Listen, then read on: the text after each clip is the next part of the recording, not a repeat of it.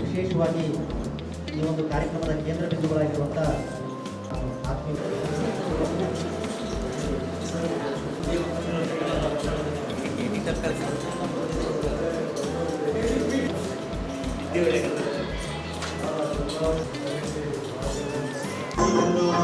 ಗಜಮುಖನೇ ಗಣಪತಿ ನಿನಗೆ ವಂದನೆ. ಏಳು ಲೋಕದ ಕಾರಣ, ಏಳು ಲೋಕದ ಅನುವಿನ ಕಿರಣ ನೀಡಿದರೆ ಸಾಕಯ್ಯ ಜನ್ಮ ಪಾವನ.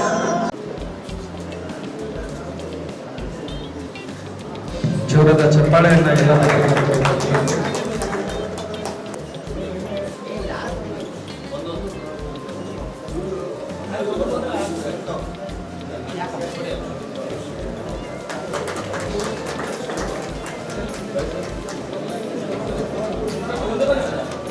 ಅಭ್ಯಾಸ ಅಂದ್ರೆ ಎಲ್ಲರೂ ಚಪ್ಪಾಳೆ ತಟ್ಟಲ್ಲ. ಇದು ನಮ್ಮ ಕಾರ್ಯಕ್ರಮ ಆಗಿರೋದ್ರಿಂದ ಸ್ವಲ್ಪ ಚಪ್ಪಾಳೆ ತಟ್ಟಲೇಬೇಕು.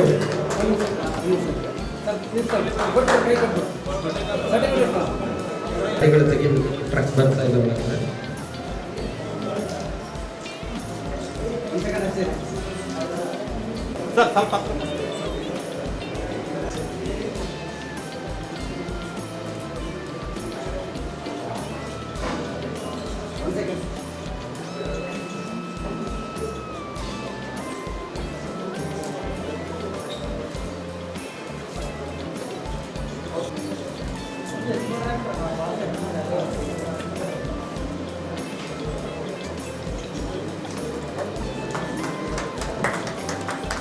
ನೋಡಿ ಸರ್,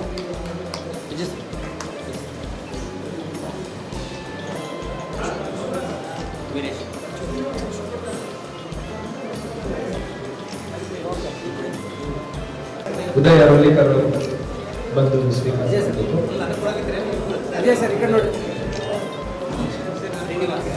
ಮಾಡಬೇಕು. ಅದಾದ್ಮೇಲೆ ಇನ್ನು ಲೋಕಲ್ ಟಿವಿ ಕ್ಯಾಮರಾಮನ್ ಶ್ರೀನಿವಾಸ್ ಅವರು ಕೂಡ, ರಾಜಾ ಹುಸೇನ್ ಅವರು ಕೂಡ ಬರಬೇಕು.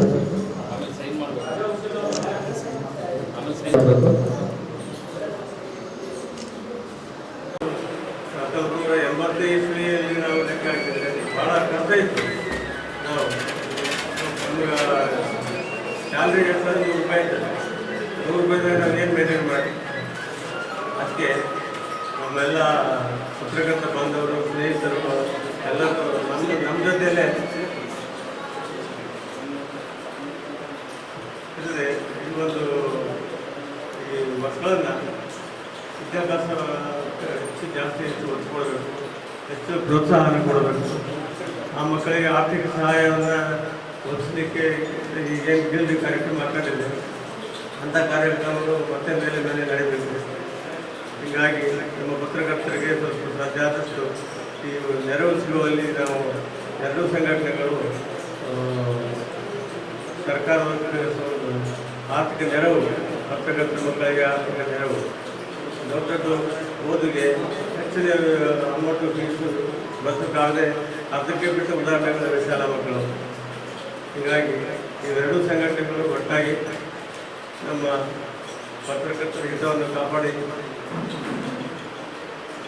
ಒಂದು ಸನ್ಮಾನ ಮತ್ತು ಅವರ ಪಾಲಕರು ಕೂಡ ಒಂದು ಸನ್ಮಾನ ಮಾಡುವ ಮೂಲಕ ಮುಂದಿನ ಎಲ್ಲ ನಮ್ಮ ವಿದ್ಯಾರ್ಥಿಗಳಾಗಿರಲಿ ಯಾರಿರಲಿ ಅವ್ರಿಗೆಲ್ಲರೂ ಒಂದು ಪ್ರೋತ್ಸಾಹ ನೀಡಬೇಕನ್ನೋ ಉದ್ದೇಶದಿಂದ ಇಲ್ಲಿ ಪ್ರಪ್ರಥಮ ಬಾರಿಗೆ ನಾವು ಗಿಲ್ಡ್ನಿಂದ ಈ ಕಾರ್ಯಕ್ರಮ ಹಮ್ಮಿಕೊಂಡಿವಿ.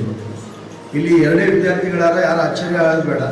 ಈ ಪತ್ರಕರ್ತರಲ್ಲಿ ಭಾಳ ಸೀನಿಯರ್ಸ್ ಅರ, ಯಾರು SLC ಇಲ್ಲ ಮತ್ತು PUC ಇಲ್ಲ, ಇನ್ನು ಕಿರಿಯರ 6ನೇ ತರಗತಿ ಯಾರು. ಸೊ ಈಗ ಇಬ್ಬರೇ ಹೋದರೆ ದೊಡ್ಡ ಪತ್ರಕರ್ತರಂತ ಅಂದಾಜು ಮಾಡಕ್ಕೆ ಹೋಗಬೇಡ. ನಾವು ಬಟ್ ಏನಂದ್ರೆ ಏನು ಜಾಸ್ತಿ ಆಗಿದೆ ಅನ್ನೋ ಕಾರಣಕ್ಕೆ ಸೀನಿಯರ್ಸ್ ಆಲ್ರೆಡಿ ಒಬ್ಬೊಬ್ಬರು, ನನ್ನ ಮಗಳು ಮೆಡಿಕಲ್ ಓದ್ತಾರ, ಇನ್ನೊಬ್ರು ಎಲ್ಲರ ಮಕ್ಕಳು ಕಾಲೇಜಿನ ಡಿಗ್ರಿ ಓದಾಗತ್ತಾರ, ಇನ್ನು ಉಳಿದೋರದಾರ ಅವರೆಲ್ಲ ಭಾಳ ಕಿರಿಯರ್ ಅದಾರ, 6-7ನೇ ತರಗತಿ ಇದ್ದಾರೆ. ಹೀಗಾಗಿ ಈ ಮುಂದಿನ ದಿನಗಳಲ್ಲಿ ಬರ್ತಾ ಜಾಸ್ತಿ ಬರ್ತಾರೆ ಅಂತ ಹೇಳಿ ನಾವು ಆಶೆ ಪಡ್ತೀವಿ, ನಿರೀಕ್ಷೆ ಮಾಡ್ತೀವಿ. ಹಂಗಾಗಿ ಯಾರು ಆಶ್ಚರ್ಯ ಪಡೋದು ಬೇಡ. ಏನು ಇಷ್ಟು ದೊಡ್ಡವರ ಪತ್ರಕರ್ತರು ಹೆಂಗಾಗಿರುತ್ತಲ್ಲ, ಭಾಳ ಬುದ್ಧಿವಂತರಿದ್ದೀರಿ ಅನ್ನೋ ಕಾರಣಕ್ಕೆ ಭಾಳ ಲಿಮಿಟೆಡ್ ಆಗಿ ಭಾಳ ಆಲೋಚನೆ ಮಾಡಿ ಒಂದು ಈ ಪ್ರೊಫೆಷನಲ್ ಇರೋದ್ರಲ್ಲಿ ಸಲುವಾಗಿ ಎಲ್ಲೋ ಒಂದು ಕಡೆ ಸಮಾಜದಲ್ಲಿ ಒಂದು ಕಡೆಗೆ ನಾವೆಲ್ಲ ಪತ್ರಕರ್ತರಾಗಿ ಸಮಾಜದ ಅಂಕುಡೊಂಕುಗಳನ್ನ ಪ್ರಶ್ನೆ ಮಾಡುವ, ಅವುಗಳನ್ನ ಕೇಳುವ ಮತ್ತು ಅದಕ್ಕೆ ಬೇಕಾದಂಥ ಪೂರಕವಾದಂಥ ಪರಿಹಾರಗಳಿಗೆ ನಮಗೆ ಒಂದು ವೇದಿಕೆಯನ್ನು ಮಾಡಿಕೊಡುವಂಥ ಒಂದು ಶ್ರಮದ ಜೊತೆಗೆ ಒಂದು ಕುಟುಂಬವನ್ನು ನಿರ್ವಹಿಸುವ ಮತ್ತು ಅಲ್ಲಿ ಕೂಡ ಆ ಕುಟುಂಬದ ಮಕ್ಕಳು ಕೂಡ ಸಮಾಜದಲ್ಲಿ ಉತ್ತಮ ರೀತಿಯಲ್ಲಿ ತಮ್ಮ ವಿದ್ಯಾರ್ಜನೆ ಮಾಡಲಿಕ್ಕೆ ಬೇಕಾದಂಥ ಎಲ್ಲ ಶ್ರಮವನ್ನು ವಹಿಸುವಂತ ಒಂದು ಶ್ರದ್ಧೆಯನ್ನ ಈ ಪತ್ರಕರ್ತರು ನಿರ್ವಹಿಸ್ತಾರೆ ಅನ್ನೋದಕ್ಕೆ ಈ ಒಂದು ಕಾರ್ಯಕ್ರಮ ಉದಾಹರಣೆ ಆಗಿದೆ. ಸೊ ಈ ರೀತಿ ಕಾರ್ಯಕ್ರಮಗಳ ಮೂಲಕ ಅನೇಕ ಕಾರ್ಯಕ್ರಮಗಳನ್ನ ಮಾಡ್ತೀವಿ ನಾವು, ಅಂದ್ರೆ ಆ ಸಾಂಸ್ಕೃತಿಕ ಕಾರ್ಯಕ್ರಮ ಇನ್ನಿತರ. ಬಟ್ ಇದು ಪ್ರಥಮ ಬಾರಿಗೆ ಪ್ರಥಮ ಒಂದು ಪುರಸ್ಕಾರ ಕಾರ್ಯಕ್ರಮ ಆಗಿದೆ. ಈ ಪ್ರತಿಭಾ ಪುರಸ್ಕಾರ ಏನಂತಂದ್ರೆ ನಮಗೆ ನಮ್ಮ ಮಕ್ಕಳಲ್ಲಿ ಕೂಡ ಒಂದು ನಿರೀಕ್ಷೆ ಇರ್ತದೆ, ಏನೋ ನಮ್ಮ ತಂದೆಯವರು ಎಲ್ಲಿ ಕೆಲಸ ಮಾಡ್ತಾರ, ಅವರಿಗೆ ಅವ್ರದೇ ಅಂತ ಒಂದು ಪ್ರೊಫೆಷನ್ ನಲ್ಲಿ ನಮಗೆ ಗುರುತಿಸ್ತಾರ ಅನ್ನೋದು, ಆ ಒಂದು ಗುರುತಿಸುವಂತ ಪ್ರಯತ್ನ ಆಗಬೇಕು. ಆಮೇಲೆ ಇನ್ನು ಉಳಿದವರಿಗೆ ಇದು ಒಂದು ಮಾರ್ಗದರ್ಶನ ಆಗಬೇಕು, ಪ್ರೇರಣೆ ಆಗಬೇಕು. ಈ ರೀತಿಯಲ್ಲಿ ಕೂಡ ನಾವು ಉತ್ತಮ ಸಾಧನೆ ಮಾಡಬೇಕು ಅನ್ನೋದ ಒಂದು ಕೆಲಸ ಮಾಡಲಿ ಅನ್ನೋದ ಕಾರಣಕ್ಕೆ ಈ ಕಾರ್ಯಕ್ರಮ ಮಾಡಿದ್ವಿ. ಇವರು ಸಹ ಈ ಒಂದು ಪತ್ರಕರ್ತರು ಮಕ್ಕಳನ್ನು ಗುರುತಿಸಿ ಯಾವುದೇ ಕಾರ್ಯಕ್ರಮ ಮಾಡಿರುತ್ತಿಲ್ಲ. ಇದೇ ಮೊದಲೇ ಬಾರಿಗೆ ಈ ಒಂದು ಕಾರ್ಯಕ್ರಮ ಹಮ್ಮಿಕೊಂಡಿರುವುದು ಬಹಳ ಹೆಮ್ಮೆಯ ವಿಷಯ ಅಂತ ನನ್ನ ಭಾವನೆ. ಹಾಗೆಯೇ ಈ ಒಂದು ರಾಯಚೂರು ರಿಪೋರ್ಟ್ಸ್ ಗಿಲ್ಡ್ರಿಂದ ನಾನು ಕಳೆದ 2 ವರ್ಷಗಳಿಂದ ನಾನು ಅಬ್ಸರ್ವ್ ಮಾಡ್ತಾ ಇದ್ದೀನಿ. ರಾಯಚೂರು ರಿಪೋರ್ಟ್ಸ್ ಗಿಲ್ಡ್ರಿಂದ ಬಹಳ ಪತ್ರಕರ್ತರಿಗಾಗಿ ವಿಶೇಷ ಒಂದು ಸವಲತ್ತುಗಳನ್ನು ಕೊಡುವುದರ ಮೂಲಕ ಒಂದು ಉತ್ತಮ ಒಂದು ಕೆಲಸ ಮಾಡ್ತಾ ಇದೆ.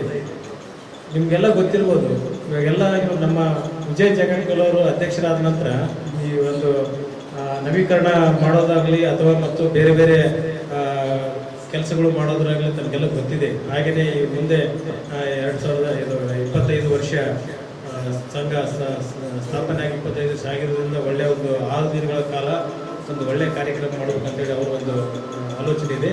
ಅದ್ರ ಜೊತೆಗೇನೆ ಮತ್ತು ನಮ್ಮಲ್ಲಿ ಪತ್ರಕರ್ತರಿಗೆ ಇಲ್ಲಿ ಕೂತ್ಕೊಂಡ್ರೆ ಒಂದು ಟೀ ಕುಡಿಯೋದಕ್ಕೆ ವ್ಯವಸ್ಥೆ ಇಲ್ಲ, ಟಿಫಿನ್ ಮಾಡೋದಕ್ಕೆ ಒಂದು ವ್ಯವಸ್ಥೆ ಇಲ್ಲ.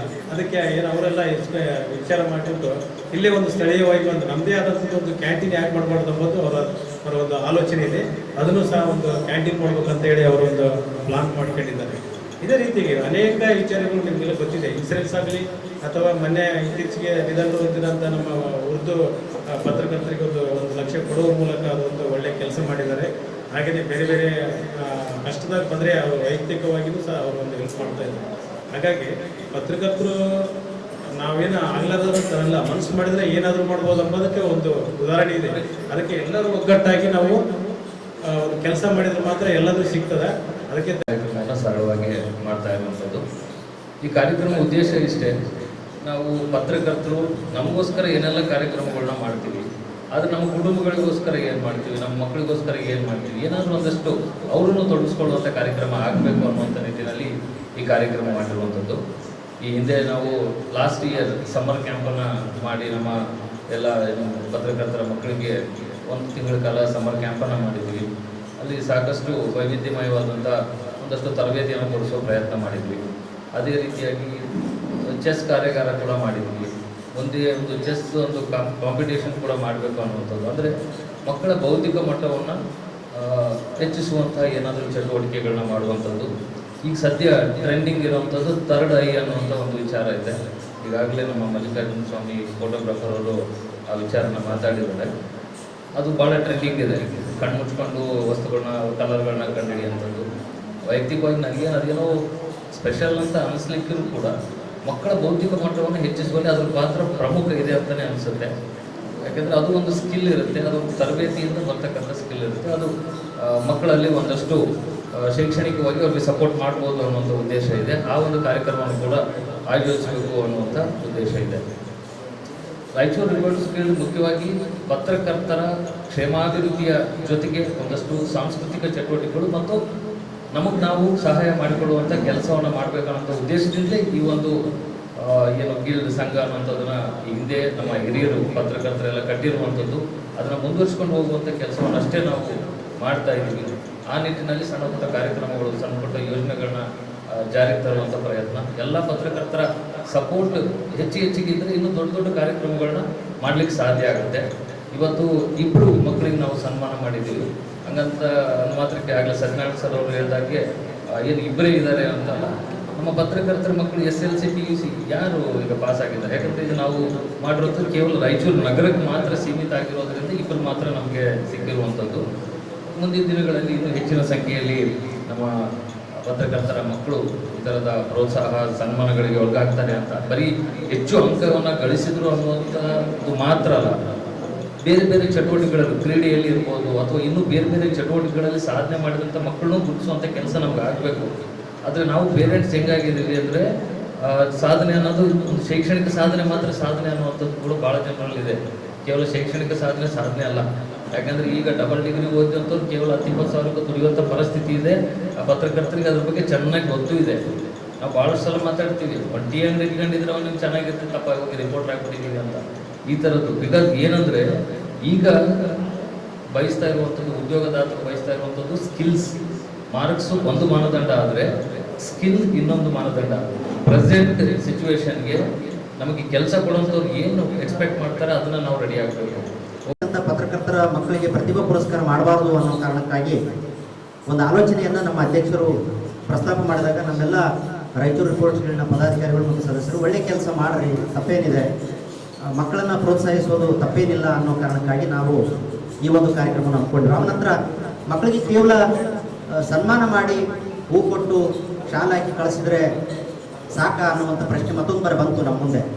ನಾವು ಬಂದಾಗ ಅಧ್ಯಕ್ಷರು ಮತ್ತು ನಾವು ಆಲೋಚನೆ ಮಾಡಿ ನಮ್ಮೆಲ್ಲ ತಂಡದ ಸದಸ್ಯರ ಮುಂದೆ ಪ್ರಸ್ತಾಪ ಮಾಡಿದಾಗ ಕೊಡಿ ಇರಲಿ, ಯಾಕಂದರೆ ನಾವು ನಮ್ಮ ಎಲ್ಲ ಪತ್ರಕರ್ತರಿಂದ ಬಂದಂಥ ಗೀಳಿಗೆ ಬಂದಂಥ ಅನುದಾನದಲ್ಲಿ ನಮ್ಮ ಪತ್ರಕರ್ತರ ಮಕ್ಕಳಿಗೆ ಒಂದಷ್ಟು ಪ್ರೋತ್ಸಾಹನ ಕೊಡೋದ್ರಲ್ಲಿ ತಪ್ಪೇನಿಲ್ಲ ಅಂತ ಹೇಳಿರೋದ್ರಿಂದ ನಾವು ಆರಂಭದಲ್ಲಿ ಎಷ್ಟು ವಿದ್ಯಾರ್ಥಿಗಳು ಬರ್ತಾರೆ ನೋಡೋಣ, ಆ ಸಂಖ್ಯೆಯನ್ನು ನೋಡಿ ಆ ಒಂದು ಅಮೌಂಟನ್ನು ನಿರ್ಧಾರ ಮಾಡೋಣ ಅಂತ ಅಂದ್ಕೊಂಡಿದ್ವಿ.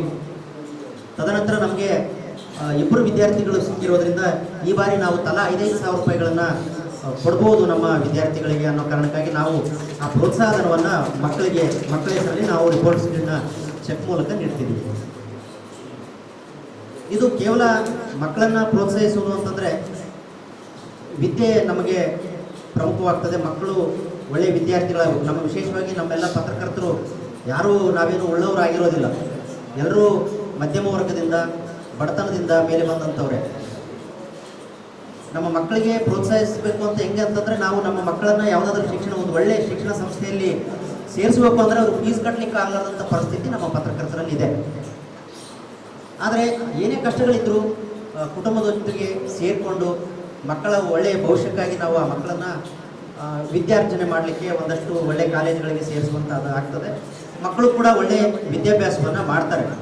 ಪತ್ರಕರ್ತರ ಮಕ್ಕಳು ಅಂದಾಕ್ಷಣ ಕೆಲವು ಸಂದರ್ಭದಲ್ಲಿ ಏನಾಗ್ತದೆ, ನಮ್ಗೆಲ್ಲರಿಗೂ ಹೋದಲ್ಲೆಲ್ಲ ಮಕ್ಕಳು ನೋಡಿರ್ತಾರೆ, ವಿದ್ಯಾರ್ಥಿಗಳು ಕೂಡ ನಾವು ಕಾಲೇಜಲ್ಲಿ ಹೋದವ್ರಿಗೆಲ್ಲ ನಮಸ್ಕಾರ ಅಂತಿರ್ತಾರೆ. ಅವು ಮಕ್ಕಳಿಗೆ ಏನು ಫೀಲ್ ಆಗ್ತಿರ್ತದೆ, ನಮ್ಮ ತಂದೆ ತಾಯಿಗೆ ಒಳ್ಳೆ ರೆಸ್ಪೆಕ್ಟ್ ಇದೆ ಮತ್ತು ಒಳ್ಳೆಯ ಸ್ಯಾಲ್ರಿ ಕೂಡ ಇರ್ತದೆ ಅಂತ ಕೂಡ ಎಕ್ಸ್ಪೆಕ್ಟ್ ಮಾಡಿರ್ತಾರೆ. ಸೊ ಹಾಗಾಗಿ ನಮ್ಗೆ ಅಂಥ ದೊಡ್ಡ ಮಟ್ಟದ ಸ್ಯಾಲ್ರಿಯನ್ನು ಸ್ಥಳೀಯ ಪತ್ರಿಕೆಗಳಲ್ಲಿ ಇರೋದಿಲ್ಲ. ಅವರ ಆರ್ಥಿಕ ಸಾಮರ್ಥ್ಯಕ್ಕೆ ಅನುಗುಣವಾಗಿ ಸ್ಥಳೀಯ ಪತ್ರಿಕೆಗಳು ಒಂದಷ್ಟು ನಮಗೆ ಗೌರವಧನ ರೂಪದಲ್ಲಿ ಕೊಡ್ತಿರ್ತಾರೆ. ನಮ್ಗೆ ಏನು ಗೌರವ ಅಂತಂದರೆ ಸಮಾಜದಲ್ಲಿ ನಾವು ಒಂದು ಒಳ್ಳೆಯ ಕೆಲಸ ಮಾಡ್ತಿದ್ದೀವಿ, ಒಳ್ಳೊಳ್ಳೆ ಸಮಸ್ಯೆಗಳ ಮೇಲೆ ನಾವು ಬೆಳೆದು ಚೆಲ್ತಿದ್ದೀವಿ ಅನ್ನೋ ಕಾರಣಕ್ಕಾಗಿ ಅವ್ರು ರೆಸ್ಪೆಕ್ಟ್ ಮಾಡ್ತಾರೆ. ಬಹುಶಃ ನನಗೆ ಈ ಫೀಲ್ಡಲ್ಲಿ ಗೌರವ ಸಿಕ್ಕಷ್ಟು ಬೇರೆ ಫೀಲ್ಡಲ್ಲಿ ಸಿಗಲಿಕ್ಕಿಲ್ಲ ಅಂತ ನನ್ನ ಭಾವನೆ, ನನ್ನ ಇದುವರೆಗಿನ ಅನುಭವದಲ್ಲಿ, ನಾನು ಮಾಡಿದಂಥ ವೃತ್ತಿ ಅನುಭವದಲ್ಲಿ. ನಿಮಗೆ ಯಾವುದೇ ಇಲಾಖೆಯಲ್ಲಿ ಹೋದರೂ ಕೂಡ ನಮಗೆ ನಮ್ಮದೇ ಆದಂಥ ರೆಸ್ಪೆಕ್ಟ್ ಇದೆ, ಅದು ನಾವು ಉಳಿಸ್ಕೊಂಡಿರಬೇಕಷ್ಟೇ. ನಾವು ಉಳಿಸ್ಕೊಂಡಿದ್ರೆ ಅದು ಗೌರವ ಇದ್ದೇ ಇರ್ತದೆ ಅನ್ನುವಂಥದ್ದು. ಸೊ ಆ ನಿಟ್ಟಿನಲ್ಲಿ ನಾವು ನಮ್ಮ ಮಕ್ಕಳನ್ನು ಒಂದಷ್ಟು ನಮ್ಮ ಪತ್ರಕರ್ತರ ಮಧ್ಯೆ ಸನ್ಮಾನಿಸಬೇಕು, ಅವರಿಗೂ ಒಂದಷ್ಟು ಪ್ರೋತ್ಸಾಹಿಸಬೇಕು ಅನ್ನೋ ಕಾರಣಕ್ಕೆ ಈ ಕಾರ್ಯಕ್ರಮವನ್ನು ಹಮ್ಮಿಕೊಂಡಿದ್ದೀವಿ.